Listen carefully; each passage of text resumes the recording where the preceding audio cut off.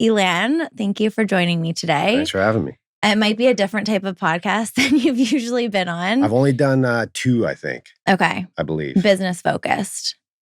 Honestly, it's been so long, I can't even really remember what we talked about. Well, we talk a lot about wellness and like skincare on this show. So if as you can see, I'm big on my skincare routine. Yeah. But we'll try to toughen it up around the edges. So tell us a little bit about you. Oh, good question. Where do you want to start? Start at the beginning. Okay. Well, my name's Ilan. Own Yard Athletics. Born and raised in Vancouver. Did my schooling locally in Vancouver, and then University of Saskatchewan in Saskatoon and UBC.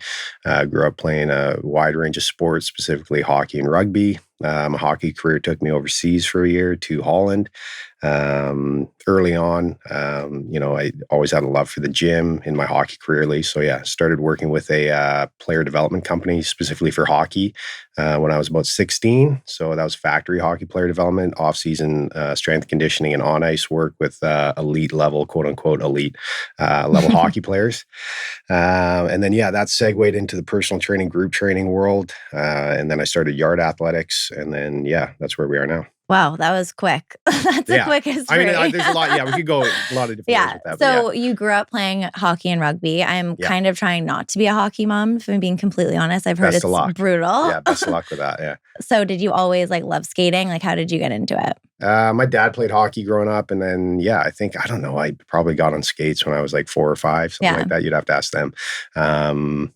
It's a funny thing, hockey and the sport. It's a bit of a love-hate relationship. You go through different levels, different stages of that relationship, and where I am now versus where I was, when I finished playing versus where I was when I was almost done playing, early days. Grew up playing hockey. Yeah. So you grew up, did you want to be in the NHL? Was that the goal? Yeah, I think that's every kid's goal from an early stage. I think even if you don't skate, it's probably your goal to be in the NHL. Yeah. You idolize NHL players. Yeah. And what was that coming to the conclusion of that might not be happening for you? That was probably when I was 18, 19, 17. There was a very brief period when I was 16, 17, when I was listed by, it's called Central Scouting. Okay. So again, now it's even more wild. They're listing and, recognizing kids when they're 10, 11, 12, right? And it's gotten quite silly. Right. The whole, the hockey world in general, but they're oh yeah, he's the best, 99 born player in Canada, or the best in BC, or whatever, the best left-handed defenseman for all 2001 borns. It's crazy. Wow. But so 17 got listed, and then career never really took off. And I think at the time too, it was a lot of their forecast, how can you forecast how some 16-year-old kid's going to develop and grow and et cetera. So well, I even just think having to choose a major when you're 17 seems daunting. So your brain's not even fully developed. Yeah. How are you supposed to make that decision? Yeah, it's crazy. So around 16, 17, you kind of realized, okay, maybe that's not the path I'm going to take. And then did you go to Holland, or was that before? No, so 16, 17. But there's still different avenues. So maybe you're not going to play in the NHL. Yeah. But, there's lots of leagues and opportunities below that. Yeah. My focus then was, at the time, I was playing in a league where you could get NCAA scholarships. That was kind of the focus of that league. So that was the BCHL, Junior A. They call it Div 2 junior hockey. I don't know what it is now. But that was the Me focus neither. then. Yeah. I can't help you there.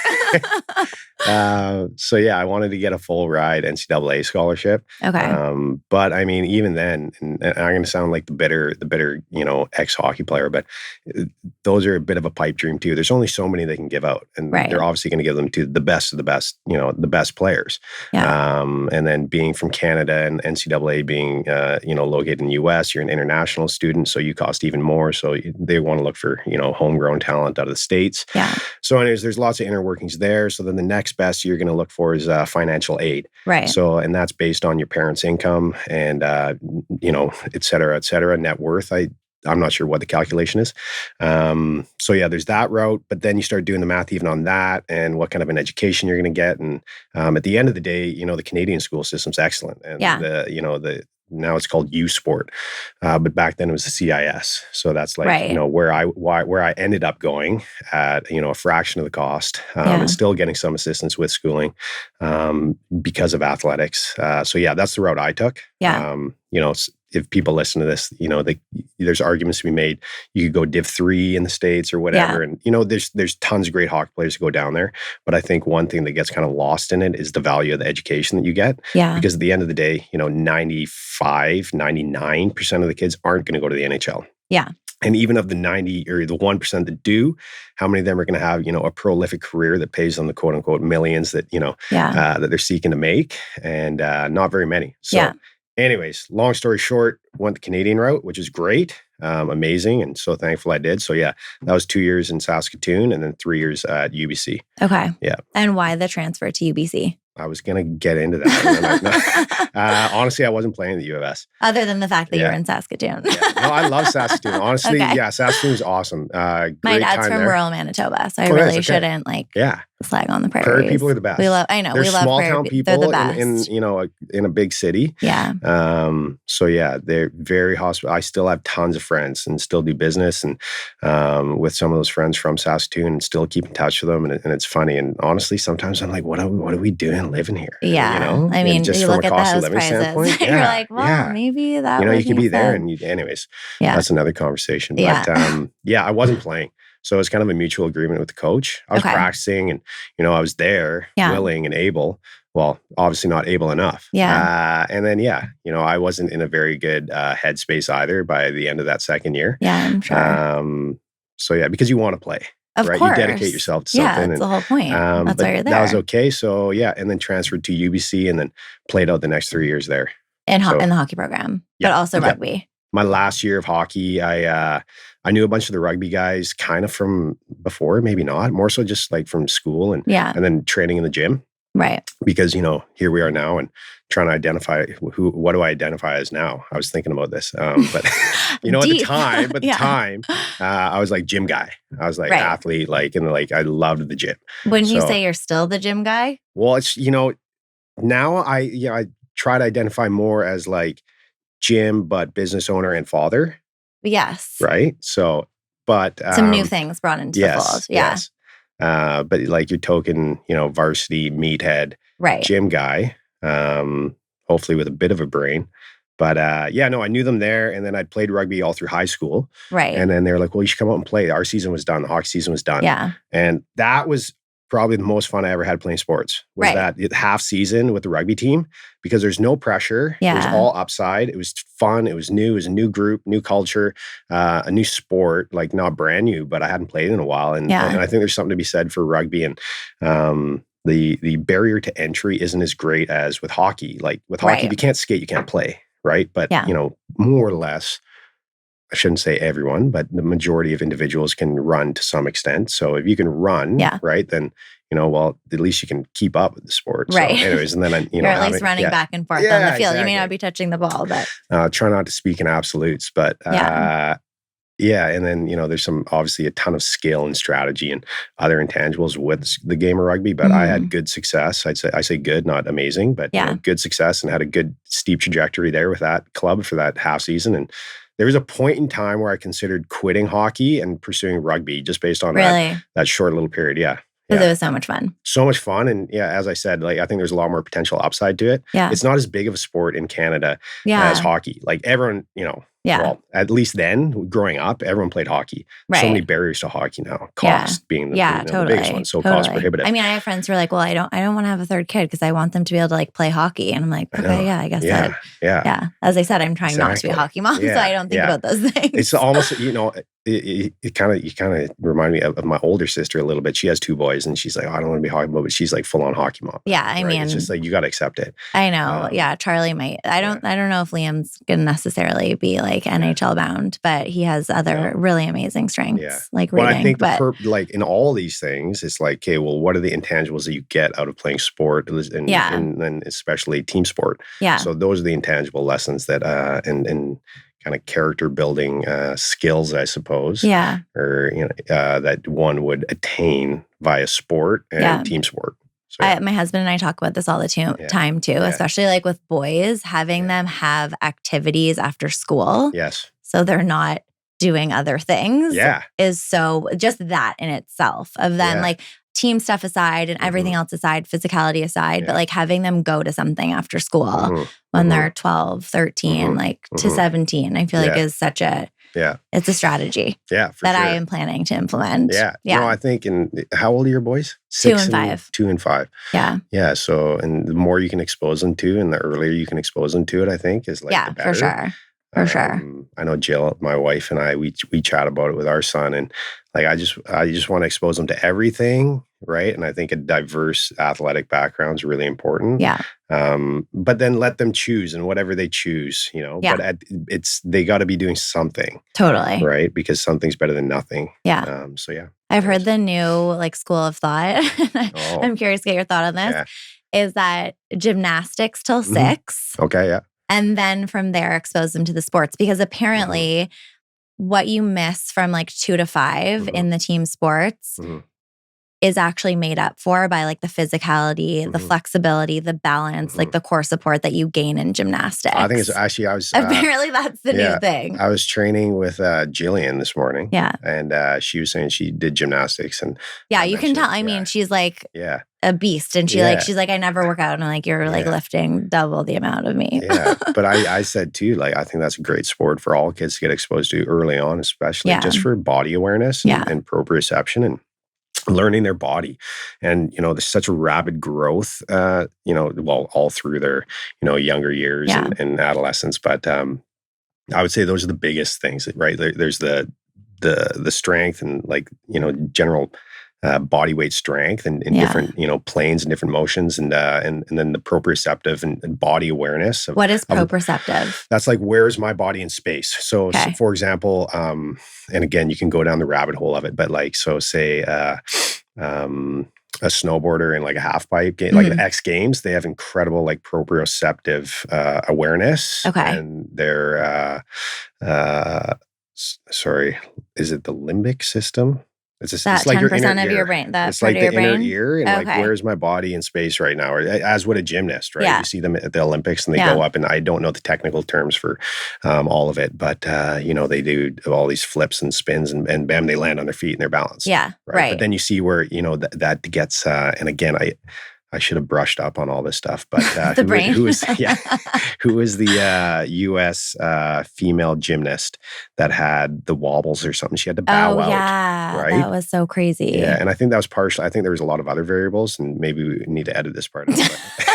But that has something to do with the inner ear. I know. Yeah, and so that's like how people get vertigo too. Maybe is it the spins? I know exactly what you're talking about, but I don't remember who it was. Anyways, I don't know how we got down here, and I'm talking about stuff I don't know enough about. But I think gymnastics. Pro gymnastics. Yes, pro gymnastics. Pro everything. Yeah. So when you decided to like give up on hockey, let's just say, and the reason I'm asking this is because what you don't know about me was I used to be an actor. Oh, no way. Yeah. I was an actor for 10 years. I started in Shakespeare. I was like obsessed with acting. I was like, I'm going to win an Oscar. That's going to be my life. And then at about, I want to say like around age 21, I realized like what that meant to be a working actor. And I just was not a life for me. I wanted a life where I could like put work in and get reward and not just like always be pushing. I never say never, like maybe I'll audition one day, but there's a part of me that like I'll watch the Oscars, for example, and I'll get so emotional because such a big part of my identity was tied up in this idea of myself, like becoming basically Gwyneth Paltrow or Margot Robbie, as you know, I love Margot her. Robbie, So what was that like for you? And like, do you still think about that now? Like when I decided this isn't a reality? Yeah. I think it was tough. I actually do remember when I was 20, because in that league that I was in, that when I was playing junior A, 20 is the age cutoff, right? So once you're 20, then you're done in that league. So you either have other opportunities or your career is done. Right. And I didn't have a scholarship. And I remember crying when I turned 19 because I didn't have a scholarship. And I was like at my billet's place and like alone in my bed. And I was like, what am I going to do? Like this, you know, the book is coming to an end here. And like, you know, that's fine. I'll go do something else. I'll go to school like all my buddies did at UVic or whatever. and or I'll go get a job. I don't know, like, but it's like this is all you've known, really. Yeah. You know, academics was always a huge part, at least in our household, right? And I did do well academically, but insofar as like what I was really passionate about was hockey. So, but I do think like the thing to be wary of and the thing to be aware of, especially with your own kids, and you probably experience this too, is like if you identify only as one thing, right, and then that comes to an end, and then you have this identity crisis, 100%, right? So, and that's a lot to deal with at a, you know, you're still like, you know, 19, 20, you're like an adult, like legally, but again, like you haven't really lived, and your decision-making ability, you know, independent decision-making ability probably isn't as developed and mature as it needs to be making those huge life decisions. Totally. So yeah, that's where you see people go wayward. Totally. I mean, people start using like substances and like get into like depressive states. Yes. So how did you avoid that? How did I avoid that? Well, I mean, thankfully for me, you know, then as I said, there's other avenues underneath the NHL. So, you know, going to school and still continuing to be able to play hockey, that added 5 years to your career right away, because you get 5 years of eligibility. Wow. So that's great. Yeah. Then come the end of UBC.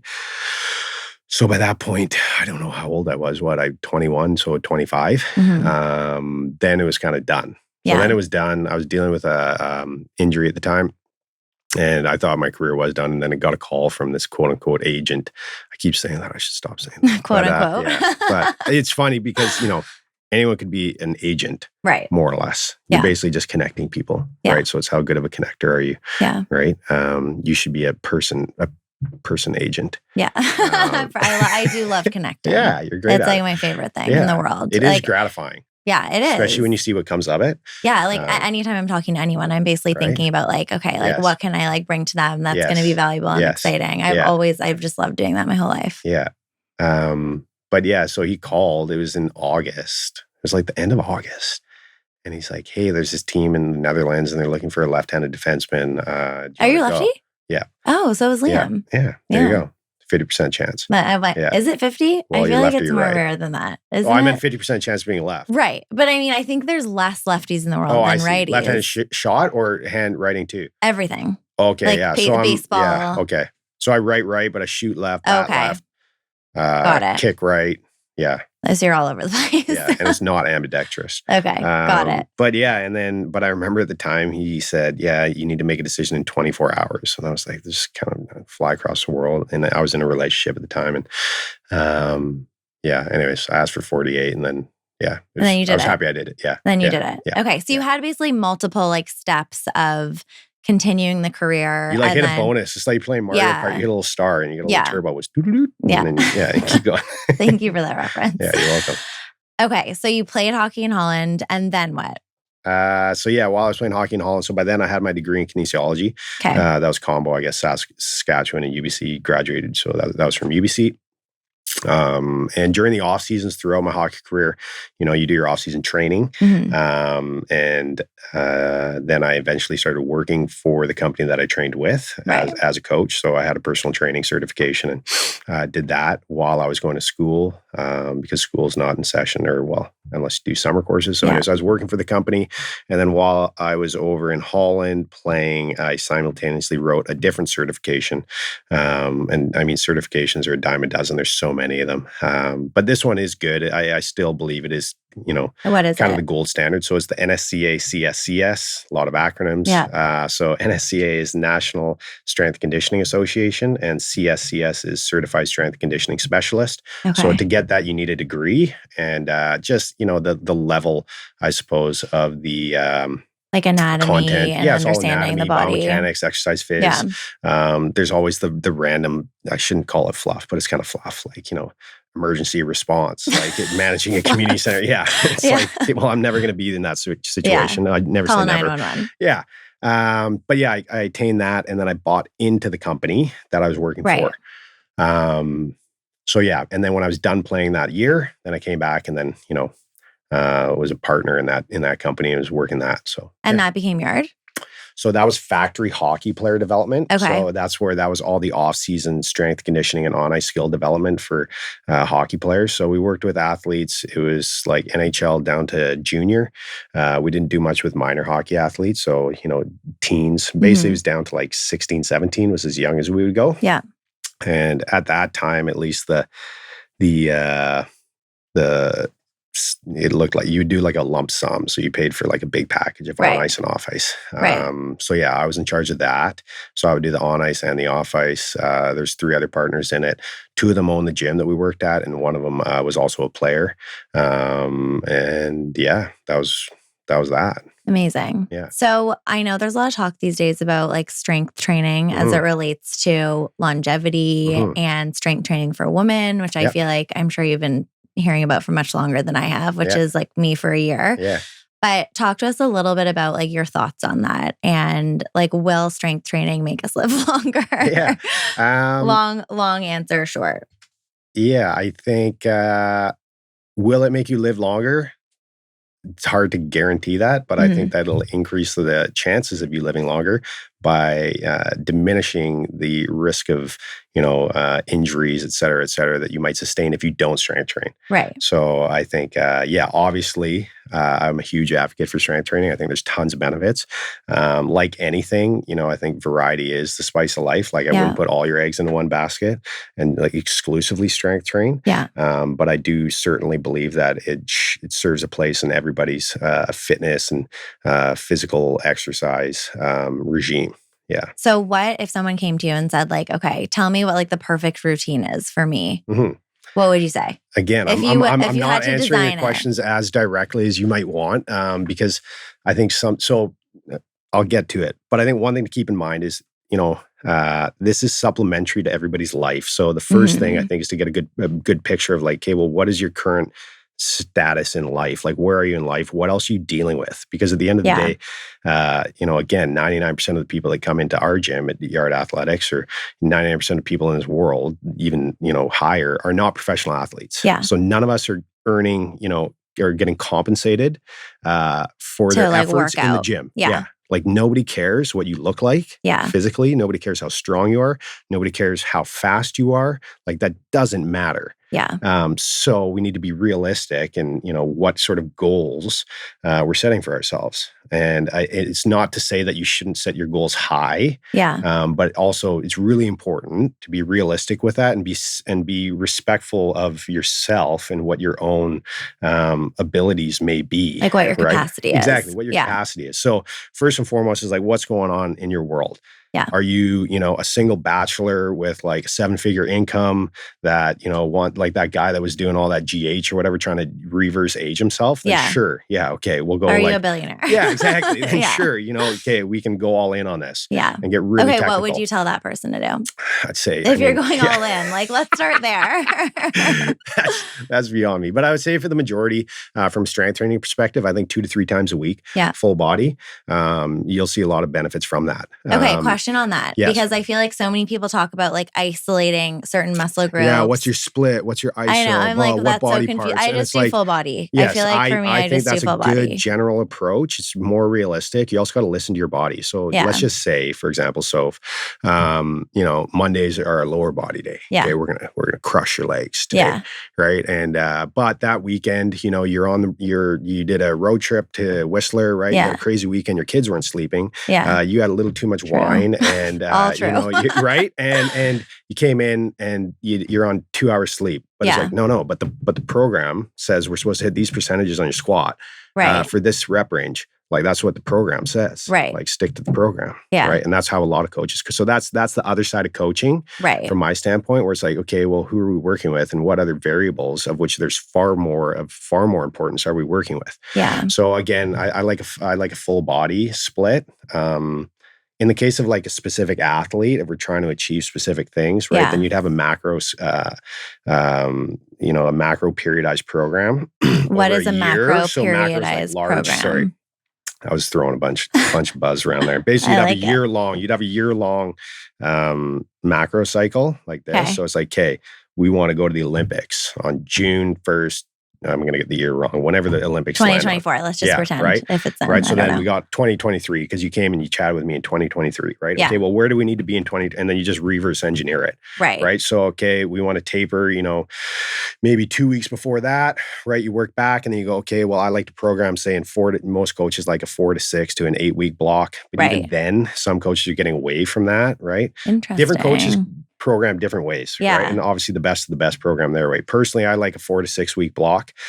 Tapers. So it tapers when you decrease volume primarily. Okay. But you'll maintain intensity. Okay. So it's like as in like you do 8 reps instead of 10? Yeah, but you go even less. So generally if you're tapering, right, or you're having a deload week, you're going to cut it almost in half. So if you've been doing like 4 sets of 8, you'll do 2 sets of 8.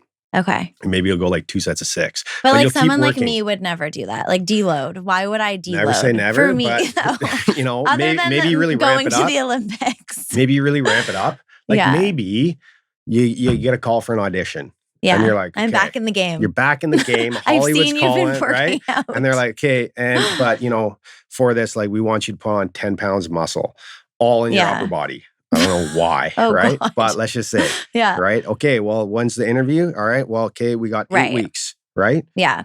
Even on so like an 8 week, a normal person, like a vacation. Like, okay, I'm going to Maui in 8 weeks. Yeah. What's the plan? I mean, Maui 8 weeks. Again, I'd probably still go full body unless and like 3 times a week, 2 to 3 times a week, full body. A little cardio you just gotta mixed in. I try to be really cognizant though of like all the other impacts that like being super focused and like hyper focused on like aesthetic can have on one's mental health. Because it's a vicious game, right? Which is why you tell me not to pretend to be Margot Robbie. Yeah, because you're not Margot Robbie. You're Sophie Collins. So just be Sophie Collins, right? And be like a happy, healthy, right? Sophie Collins. Like, because Margot Robbie's probably like, I don't know if you swear on this thing, but she's probably not all. That's the second time someone's asked that today. Yes, we swear. Yeah. So her life. She seems pretty happy to me. I don't know.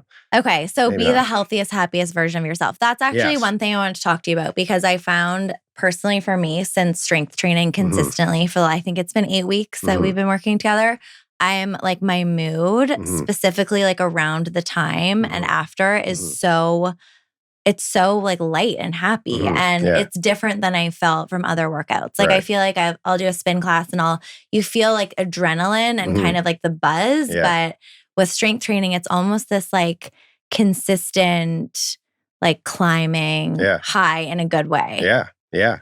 What is this? Like, do you know the science behind it? I don't know the science behind it, but you know, there's lots of impacts on the neurotransmitters, your hormones and endorphins, et cetera, that you're going to get from that. Again, if I had, if I was more brushed up on all that, I'd have tell us the science. Better answer for you. But it has had like a huge positive impact on my mental health, I found. And then I've like craved that feeling. So then I'll go strength train at home, which is like, it took me a little while to try and get that figured out. But I think there's also a lot to be said too for, it's like, subsidiary impact, effect that strength training can have of just like, okay, so you've put this in your schedule, you've committed to it.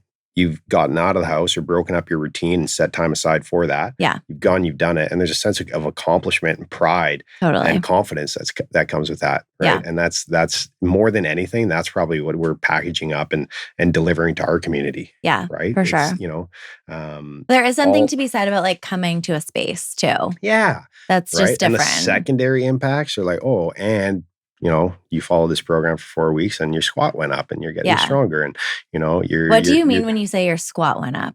Sorry, like the amount of weight? The amount of weight. Okay. Right? So like for you, for example, right, day one, I can't remember a few weeks back or a few months back rather, right? We started off with a goblet squat. And I think we were doing like 15 pounds on a goblet squat. Yeah. And then we went to 25 and then we went to 35. And we were doing trap bar deadlifts and other movements in interspersed in there. And now you're back squatting, you had 10s on, I think, right? You tell 10s me. on there. So that's 65 pounds.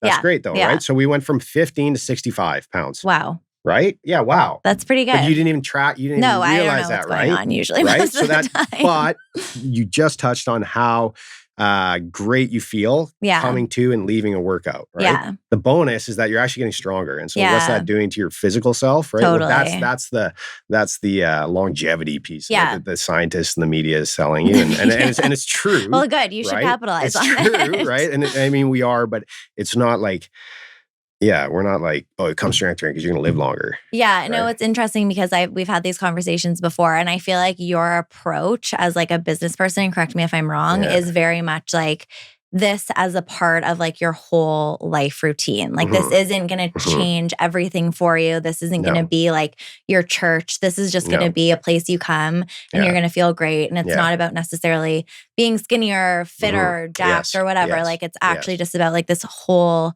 rounded part of yourself. I agree. I think we do take a more holistic approach to how we track progress, I suppose. Right. And what we prioritize. Yeah. Our biggest hurdle, I'd say, is there certainly is an intimidation factor. Yeah. Partially the branding, partially yard hard. Yeah, exactly. Yeah, partially likely how we market it. But it's funny because like I found that as well. But then when I walked in, everyone's so kind and welcoming and fun and nice. That's great to hear. Yeah, they are. Yeah, so is that something you like specifically try to implement? Yes. As a business owner? Yes. Yeah. It's like when you walk in a Japanese restaurant. Yeah. Right? And everyone, I'm not actually sure what they say, but they greet you. Yeah. Right? And you're like, oh yeah, it's for me. Like you feel good instantly. Yeah, totally. I'm ready to eat some sushi. Yes, right? Totally. But certainly something we try to do is like all coaches, and not everyone, right? But it's like say hi. It takes nothing. Yes. It takes nothing to say hello. I fully noticed that, right? Though. Like, and I don't feel scared. Yeah. Right? Yeah. And it's so lit. It's such a small thing, but it goes such a long way. Yeah. You don't have to have a convo. You don't have to compliment them. Just simply greet someone. You can though. But yes, you certainly can. Yeah. But and I mean, I think that's like again, that's another like what happened to that in society. No, it's I so go walking with our child. Yeah. Right, and I see someone. I give a little like hi, and then I'm like, oh, okay, I guess you're not saying hi. I don't know what bubble you're living in. It's so weird. But it's not that sure, case by case. Some people maybe not having the best day, or they're a little, introverted or whatever. Yeah, but adjust for that. In general, it's still, I know, I agree. I grew up in Toronto, and I found moving here just like it's a bit less friendly. Yeah, it's strange. Super like cool. Toronto, I feel like everyone like looks at each other and smiles and says hi, but I don't know. Vancouver, as an outsider coming in, I felt like it was a little bit more insular. Yes, that's actually why I joined a sorority at UBC, because I was like, I need to like make friends. Need some friends. Yeah. And I love making friends. Yeah. I like love talking to people. So I found that to be interesting. But no, it's definitely something I've noticed at Yard that like I think you're doing really well. That's great. Thanks. I'll let the team know. Yeah. It's all them. Honestly. Just tell them to listen to this and they'll hear it. Like, I need to expand my audience to them. But what else do you care about? Like as a business owner, what would you say your priorities are? Like running your team? Yeah. I take great pride in the team. Yeah. Like Yard would be nothing without the people. Yeah. Right. So I'm very cognizant of that. I think that hiring good people is far more important than like how technically able they are or, what sort of skills they bring with. At the end of the day, you can coach anyone to coach. Yeah. Not anyone, but you can coach most people how to be a good coach, a relatively good coach. Some are better than others. The more experience you have, but you can't teach people how to be a good person. Totally. Right. And you can't teach people how to have a conversation or, care about someone else or have empathy, et cetera, et cetera. So that's like first and foremost from a hiring process. How do you do that in a hiring process? I was just going to say we don't have like a formal hiring process. Yeah. I think like as in business, if someone refers, that's always, the best form of business and the best form of hiring. So like if a coach is someone like, hey, trust. this person I know is looking for employment or, we've actually had a fair number were ex-clients. Oh, really? So Torin was a client. Luke was a client. Matt was kind of a client. There's been some others over the years, but and that's always kind of an interesting one because they know the business. Yeah. Right? They've been coming. They've been on the other side of it. Yeah. Right? So they know what it should feel like and how it should be delivered. Yeah. Because it initially it was just myself and Sam that were doing all the coaching. Wow. When did that change? Just gradually over the years. Gradual progression. I still coach, not as much, not anywhere near as much. Yeah. Trying not to. Trying to turn everyone down. Pick and choose. Yeah.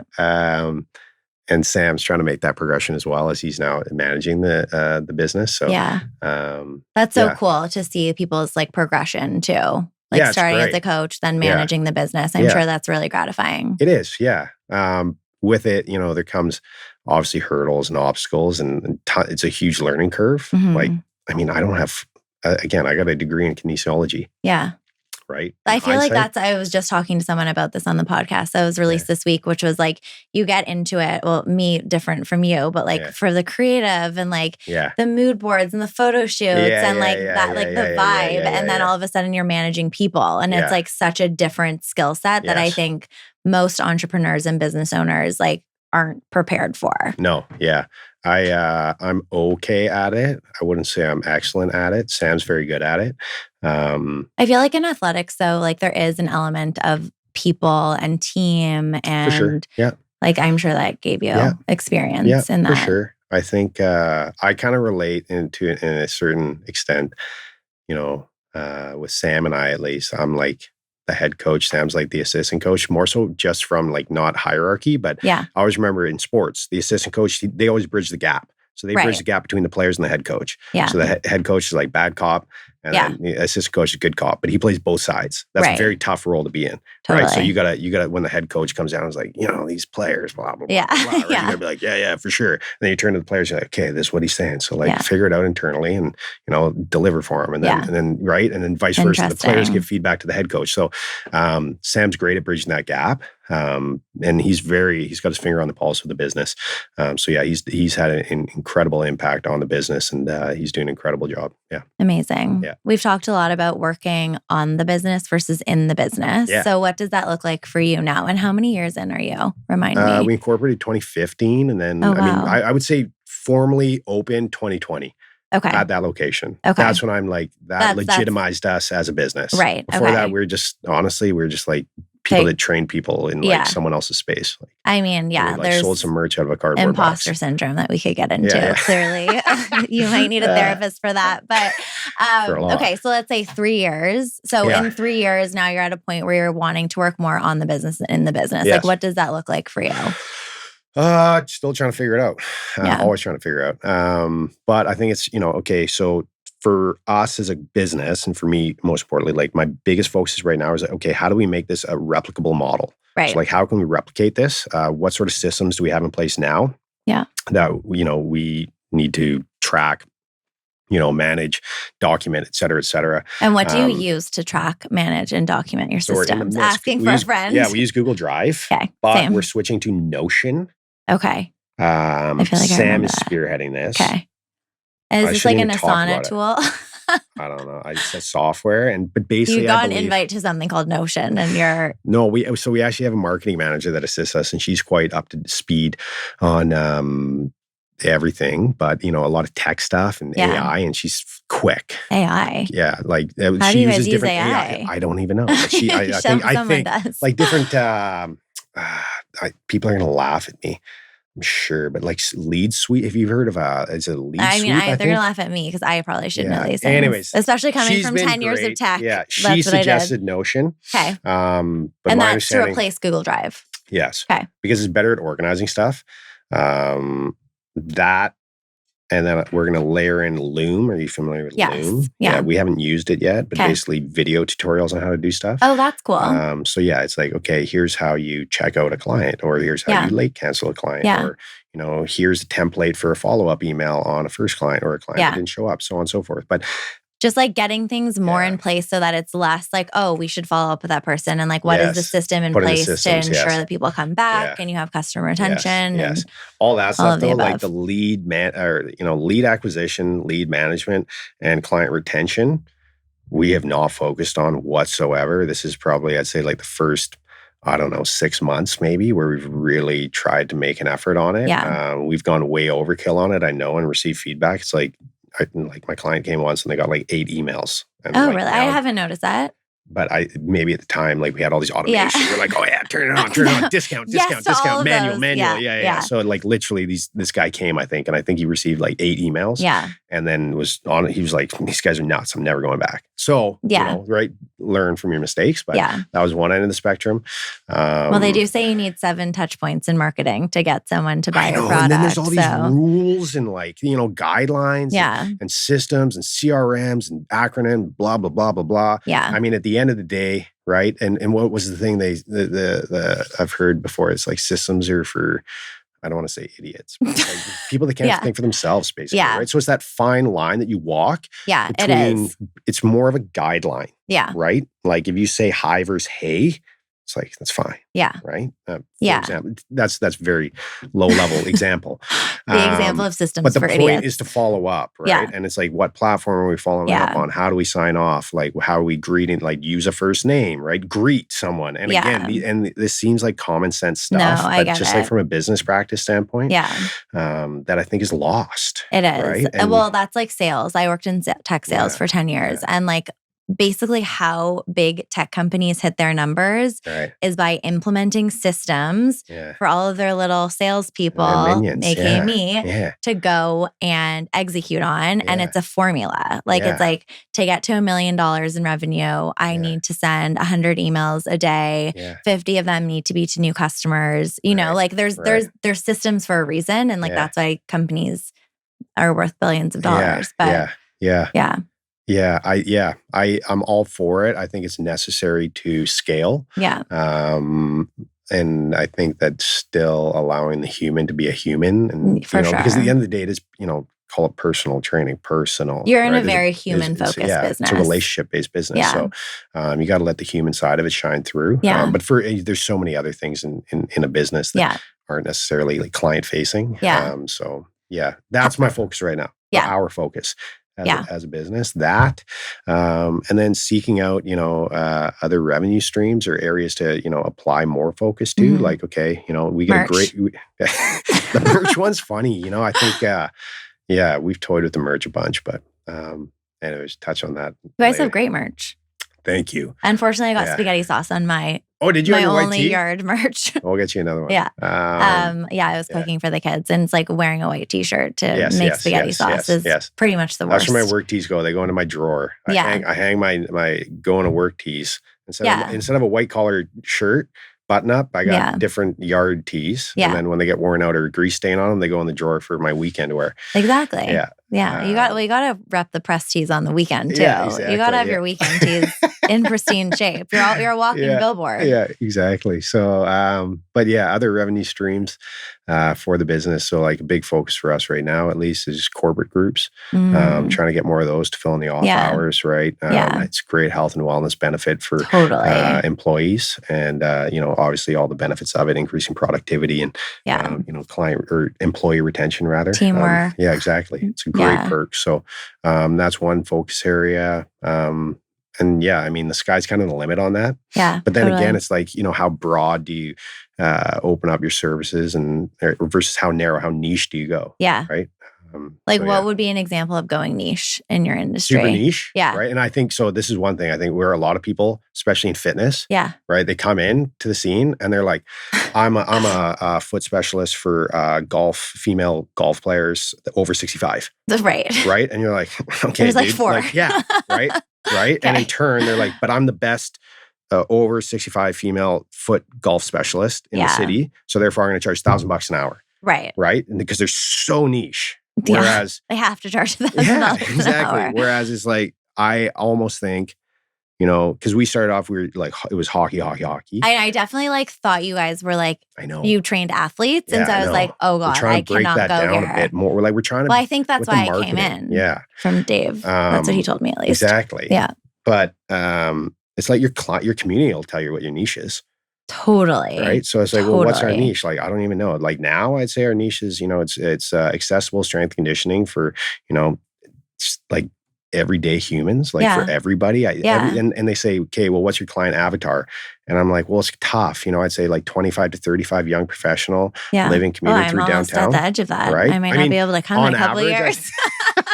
But it's tough to answer because but at the same time, we're working with 15-year-old kids and we have, 70-year-old retirees. Well, who was that guy that was benching? That was Cap. Amazing. I was like, that's ex-commercial goals. Fisherman pressing 105. Wow. Reps, right? So, and like Cappy's been coming in forever and he's an amazing He's a great testament to longevity, right? I feel like. Yeah. He is. Yeah. Active lifestyle, still skis, amazing. rides his bike, runs, walks his dogs, right? And literal goals. Yeah. I saved it to my vision board. He's the man. Yeah.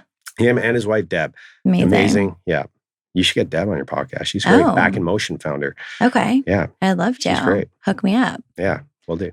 Yeah, I totally agree. I mean, like our marketing deck for like our like key demo, it's so broad at the end of the day because it's true. Like we have customers who are 22 buying our products, and then we have like 70-year-old women like also buying it for their grandkids. So it's like very confusing to figure out what the marketing strategy is to like capture that audience. Yeah. But I know the more I learn, the more I'm like, no, I actually have to do that. I have to hone in. It's tough. Another thing is like, what is the yard experience and making that replicable time and time and time again? It's like, for example, you go to Barry's, you're going to get the red light, right? And you're going to get treadmills.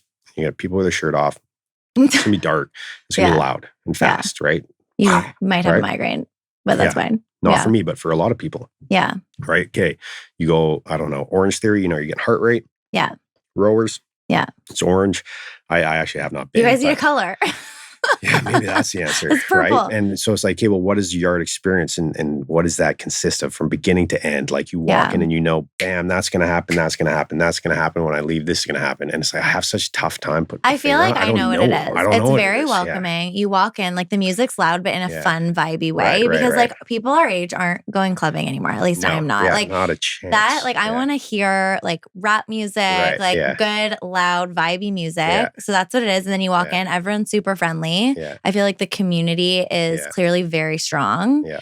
And it's just like a great workout. Right. Like I think that can be I'd like to think so. I think so. I'd like to think so. Yeah. I don't know. So do you spend like 12 hours a day down there? Like what is the day in the life? It varies. I mean, right now I'm sitting here, right? True. So, yeah. Here you are. But I'm not a regular podcast guest by any means. Maybe this is the beginning of your podcast tour. Yeah, on a regular day. No, I spend a lot more time at local coffee shops doing admin work. Hiding. Yeah. Well, yeah, just trying to focus. I put white noise in on my pods. We don't have an office. Right. There's no back office. No, there's no office. Bit of an oversight on the build out, but wasn't a priority at the time. Yeah. So yeah, Things a lot of change. time. Yeah, a lot of time at coffee shops doing work. What's your favorite coffee shop in Vancouver? I like the JJ Bean on Dunsmuir. Oh, got great Wi-Fi. I really like their coffee. We love a solid Wi-Fi. Yes. Yeah. And they're great there. Okay, so day in the life. Let's give it to us. Oh, man, you wake up at what time? It varies. I'd say usually around 6 a.m. Okay. Yeah. This is an obsessed with feeling my best question. So we love a morning and daytime routine. Right. Okay, so get specific. 6 a.m. Okay, 6 a.m. I wake up. I have an hour till I got to be somewhere. Yeah. He's been waking up around 5:36-ish. Okay. And Jillian is full on mother. Yeah. I'm in the shower, make my eggs, have a coffee, and I'm out in 30. So 6:30, and then I get down to the gym. You're out by 6:30. Yeah. Yeah. Usually 6:45-ish, and then 7 o'clock, or I'm going to a coffee shop to do work. Yeah. My ideal would be like I'd be working out around 8. Yeah. What I am finding is that the gym's too busy a lot of times in the morning to get a workout in, which is a good problem, right? Yeah. But yeah, but you like a morning workout. I'd ideally like that, yeah. You eat eggs first, like we have to go back to this. You eat eggs at 6. Eggs at 6 in the morning feels so aggressive. Yes. Okay. I find it sets me up nicely for the day. But I have heard that like stomach. eating protein, the other latest thing is like eating protein within 30 minutes of waking up. I don't know. See, I try to stay away, time. So there's the pyramid of importance, right? And it's like how many IUs of vitamin D you're consuming and when you're taking that are like lowest importance over, okay, are you getting enough calories? Right. So that's base, right? Is like calories, macronutrients, then the breakdown of macronutrients, right? Then your vitamins and enzymes, and then it's like supplements at the top. But without the base, you don't have a top. Yeah. So are we eating enough? Focus on food, not supplements. Are we eating enough, and is it good quality? And so you think eggs are the good I love way eggs. to start. I'll do 3 eggs and I do 3 eggs and too. some egg whites. 2 eggs is not enough. I don't find for it's me. enough. I'm like starving after 2 eggs. Yeah. I actually that's a recent change in my life is like having another egg. Yeah. It sounds simple, yeah. But it's like 2 eggs is not enough. Yeah. Good fats. Yeah. Good cholesterol if you're using it. And great protein. Okay. So 6:30, we've had our eggs. We're at a coffee shop or at the gym. You're not working out at 8. No. So when do you work out? It varies basically when I have a lull outside of a meeting. I'd say usually like 11 o'clock or like 1 o'clock. Okay. Yeah. And then do you eat lunch? Yep. Sometimes, usually I'll pack a lunch, or I like to go to Caveman Cafe. They got a great value there. It's healthy. Okay. Is that in Railtown?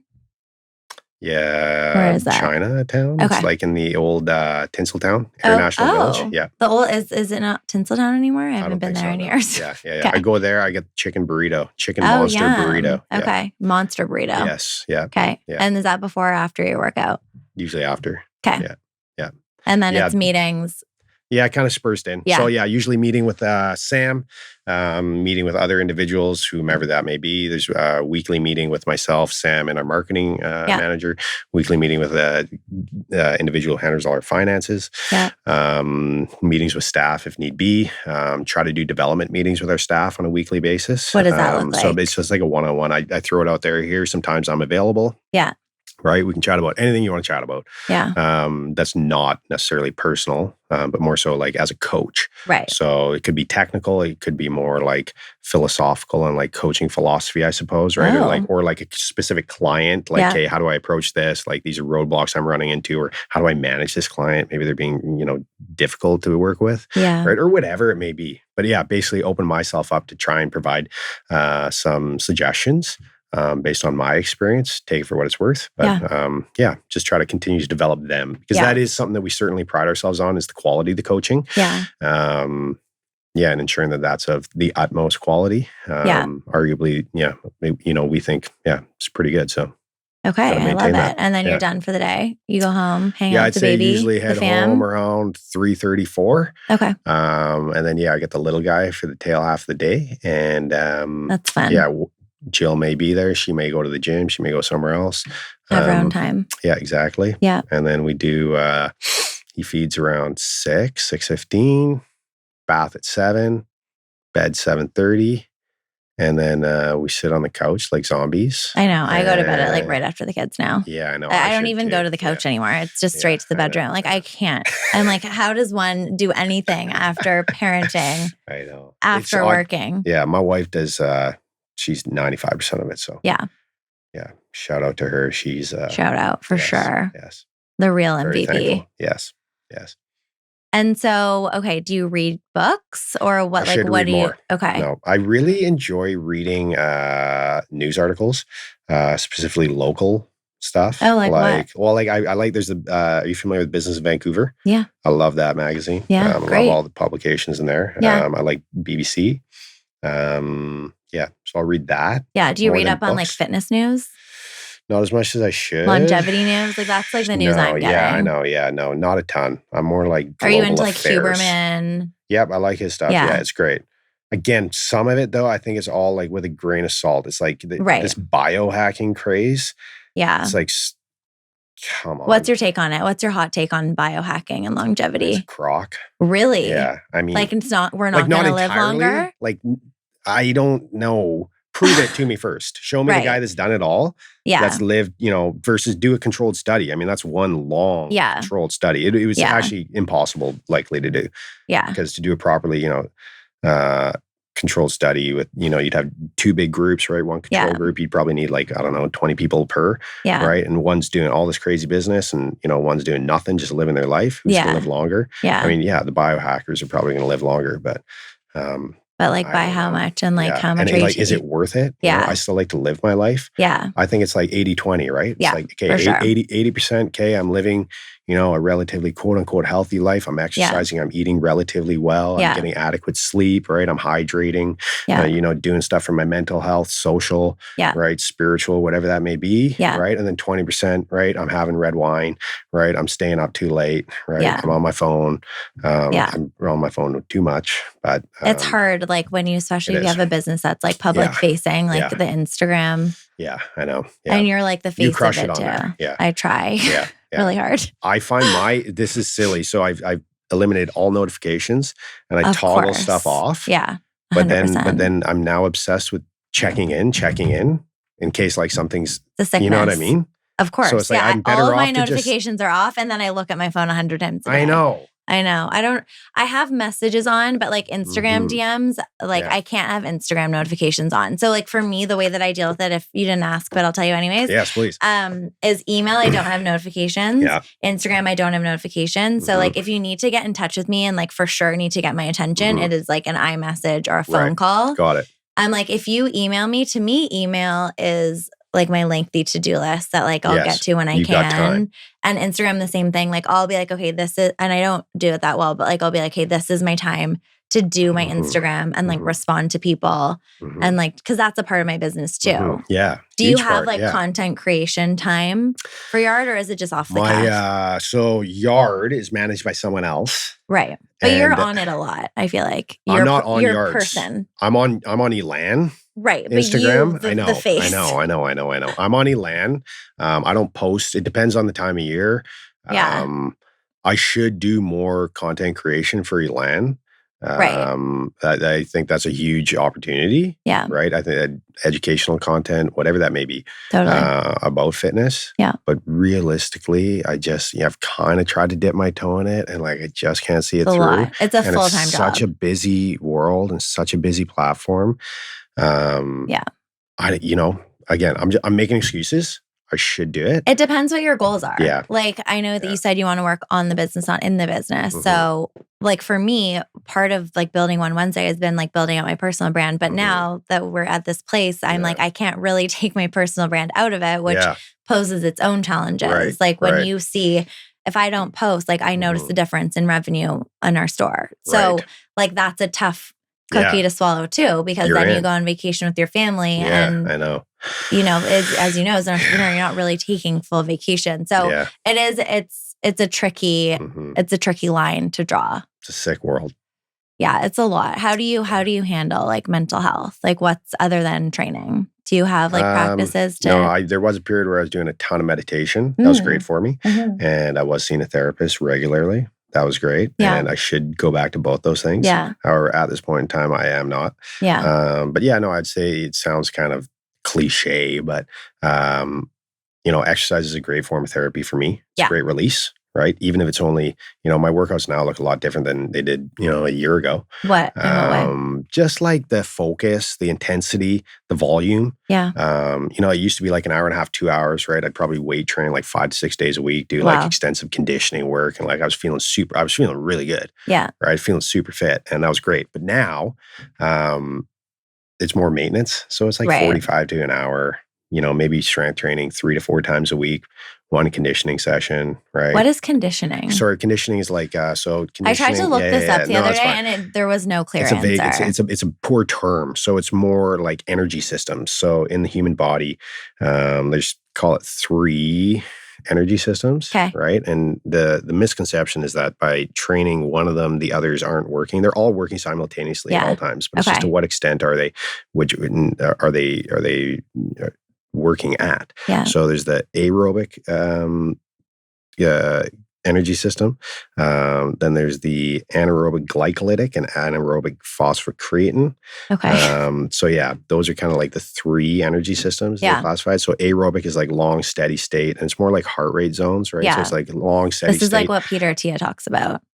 Yes, exactly. Yeah. So aerobic is the presence of oxygen. Anaerobic is no oxygen present. So there's all these different energy systems that come in. So that's long, steady state, low intensity work, right? Anaerobic glycolytic would be anything that's like, I think time frames like 45 to 60 seconds, 30 to 45 seconds, something in that, right? Okay. You're utilizing glycogen stores as an energy source, and then anaerobic phosphocreatine is you're utilizing creatine, right? Phosphocreatine and phosphagen as the energy sources. That super short burst, like 0 to 7 seconds. Right. So weight training is anaerobic phosphocreatine. But if all of a sudden I make you go, that's traditional weight training, right? So it's like every rep, right? You're primarily utilizing the anaerobic phosphocreatine system to create ATP, adenosine triphosphate. That's the energy, right? In order to power that movement to move the weight, right? And get all the muscles firing, all the muscle fibers firing, and get all the different,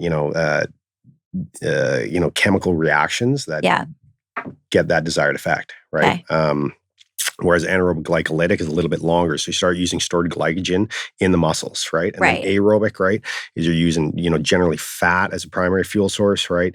And any remaining glycogen stores, right? And then there's, again, if I was more brushed up on this, which I should you sound be, pretty brushed up. I'm kind of, well, someone that's really in the know is going to discredit me here because I should be more up to speed. But yeah, so basically to answer your question, conditioning, right?